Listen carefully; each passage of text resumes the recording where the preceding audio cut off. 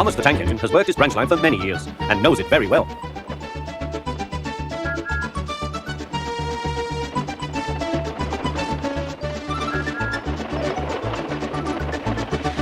You know just where to stop, Thomas, laughed his driver. You could almost manage it without me. Thomas had become conceited. He didn't realize his driver was joking. Later, he boasted to the others. Driver says I don't need him now. Don't be so daft, snorted Percy. I'd never go without my driver, said Toby earnestly. I'd be frightened. Huh, boasted Thomas. I'm not scared. You'd never dare. I would then. You'll see. The next morning, the firelighter came. Thomas drowsed comfortably as the warmth spread through his boiler. Percy and Toby were still asleep. Thomas suddenly remembered. Silly stick in the muds, he chuckled. I'll show them. Driver said I could manage without him. I'll just go out. Then I'll stop and wheesh. That'll make them jump. Thomas thought he was being clever. Really, he was only moving because a careless cleaner had meddled with his controls. He soon found his mistake. He tried to wheesh, but he couldn't. He tried to stop, but he couldn't. He just kept rolling along. He didn't dare look at what was coming next. There was the station master's house. The station master was about to have breakfast. Horrors! Cried Thomas, and shut his eyes. The house rocked. Broken glass tinkled. Plaster was everywhere. Thomas had collected a bush on his travels. He peered into the room through its leaves. He couldn't speak. The station master was furious. His wife picked up her plate. You miserable engine, she scolded. Just look what you've done to our breakfast. Now I shall have to cook some more. She banged the door. More plaster fell. This time, it fell on Thomas. Thomas felt depressed. Workmen propped up the house with strong poles and laid rails through the garden. Meanwhile, Donald and Douglas arrived. Don't abash yourself, Thomas. We'll soon have you back on the rails, they laughed.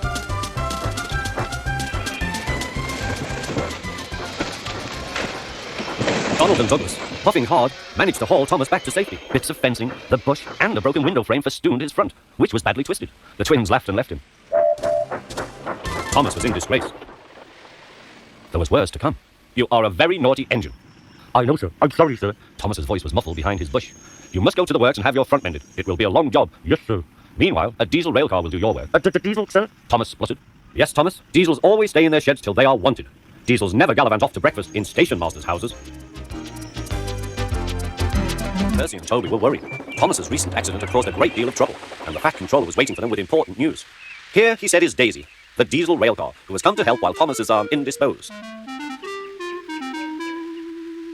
Please, sir, asked Percy. Will she go, sir, when Thomas comes back, sir? That depends, said the Fat Controller. Meanwhile, however long she stays, I hope you will both make her welcome and comfortable. Yes, sir, we'll try, sir, said the engines. Good. Run along now and show her the shed. She will want to rest after her journey.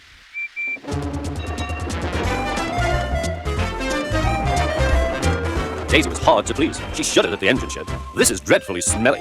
I'm highly sprung, and anything smelly is bad for my swerves. Next, we tried the carriage shed.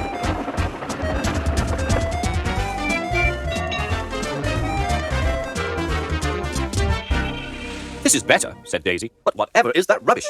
The rubbish turned out to be Annie, Clarabelle, and Henrietta, who were most offended. We won't stay here to be insulted, they fumed. Percy and Toby had to take them away and spend half the night soothing their hurt feelings.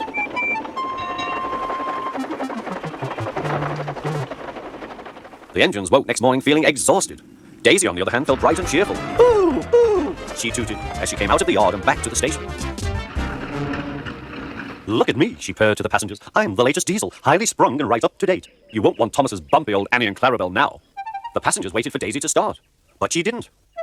She saw that a milk van was about to be coupled to her and was most indignant. Do they expect me to pull that? Surely, said her driver, you can pull one van. I won't, said Daisy. Percy can do it. He loves messing about with trucks. She began to shudder violently. Nonsense, said her driver. Come on now, back down. Daisy lurched backwards. She was so cross that she blew a fuse. Told you, she said, and stopped. Everyone argued with her, but it was no use. It's fitter's orders, she said. What is? My fitter's a very nice man. He comes every week and examines me carefully. Daisy, he says, never, never pull. You're highly sprung and pulling is bad for your swerves. So that's how it is, finished Daisy. Stuff and nonsense, said the station master. I can't understand, said the shunter. Whatever made the Fat Controller send us such a feeble, spluttered Daisy. Let me! Stop arguing, grumbled the passengers. We're late already. So they uncoupled the van, and Daisy purred away feeling very pleased with herself. She could now enjoy her journey. That's a good story, she chuckled. I'll do just what work I choose, and no more. But she said it to herself. Daisy, the diesel railcar's work in the countryside, was full of surprises. She was frightened of bulls and cows, and she remained very lazy and stubborn. One day, Toby brought Henrietta to the station, where Percy was grumpily shunting. Hello, Percy. I see Daisy's left the milk again. I'll have to make a special journey with it, I suppose. Anyone would think I'd nothing to do, grumbled Percy. Tell you what, replied Toby. I'll take the milk, you fetch my trucks. The drivers and the station master agreed. Percy had never been to the quarry before. He began ordering the trucks about. Hurry along, he said. The trucks grumbled to each other. This is Toby's place. Percy's got no right to poke his funnel up here and push us around. They whispered and passed the word. Hey, Percy out! Hey, Percy out! Come along, puffed Percy. No nonsense. We'll give him nonsense, giggled the trucks. But they followed so quietly that Percy thought they were under control.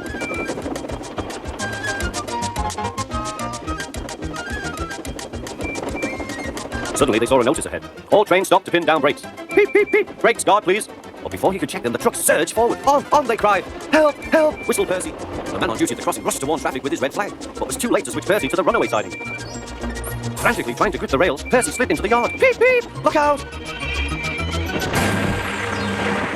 The brake van was in smithereens. Percy's driver and fireman had jumped clear, but Percy was stranded. Next day, the Fat Controller arrived. Toby and Daisy had helped to clear the wreckage, but Percy remained on his perch of trucks. We must now try, said the Fat Controller, to run the branch line with Toby and a diesel. You have put us in an awkward predicament. I am sorry, sir, replied Percy. You can stay there till we are ready. Perhaps it will teach you to be careful with trucks. Percy sighed. The trucks groaned beneath his wheels. He quite understood about awkward predicaments.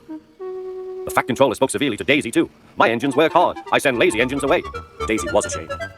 However, Toby says you worked hard after Percy's accident, so you shall have another chance. Thank you, sir, said Daisy. I will work hard, sir. Toby says he'll help me. Excellent. What Toby doesn't know about branch line problems isn't worth knowing. Our Toby's an experienced engine. Next day, Thomas came back. And Percy was sent to be mended. Annie and Clarabel were delighted to see Thomas again, and he took them for a run at once.